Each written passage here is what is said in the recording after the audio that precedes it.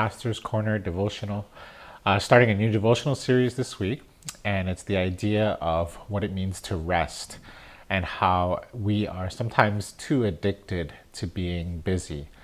So we're going to look at this concept of what it means to take a good Sabbath rest. Part of this comes from the very fact that since this whole COVID thing started, we've all had to take time to slow down a bit. We've all figured out now that we don't necessarily have to commute all the time to work. Some of us have a little bit more free time now, but what are we doing with it? And how are we maximizing it really for not only for our own spiritual and physical, mental and emotional health, but also for how our relationship with God is doing. So as we do this today, I want to just take us through a very simple passage at the very beginning in Genesis. It's actually in Genesis 2, chapter 2, verses 2 and 3. So here's what it says. By the seventh day, God had finished the work he had been doing. So on the seventh day, he rested from all his work. Then God blessed the seventh day, made it holy, because on it he rested from all the work of creating that he had done. Now, it's a very simple passage. It's a reminder that when God created the world, he created the world in 6 days, and on the seventh day, he rested. I think there's something very key for us to understand in that is that we are made in the image of God. We're told that God formed man and he made us in his image. And part of that image is also that we were also created to have seasons and times of rest. Now, God does it this way. He says on the seventh day, he finished everything and he rested. What does that mean? Well, he stopped creating. He stopped working.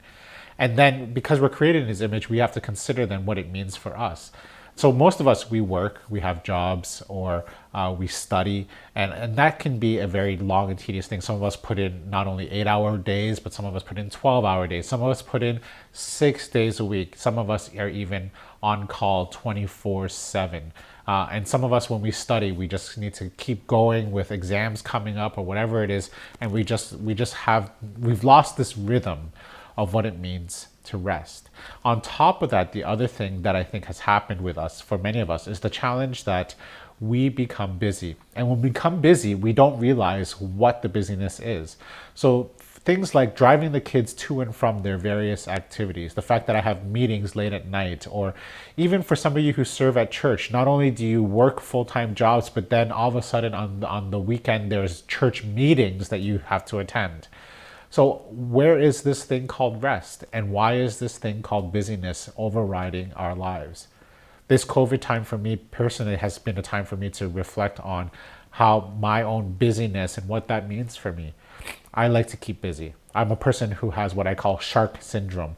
If I don't do certain things, if I'm not doing something, I tend to get tired and lethargic. I tend to fall asleep. I'd rather keep my body busy, keep my mind active, keep myself going.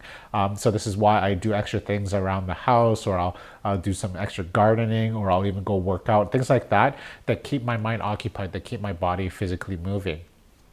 And within all that, I'm still created to be a person who has to understand rest. Now, we're challenged with this today.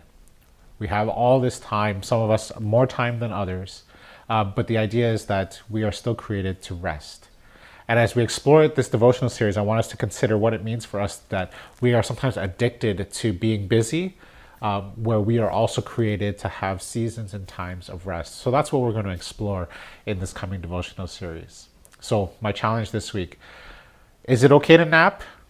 Is it okay to turn off all the devices? Is it okay to go through a day without having plans?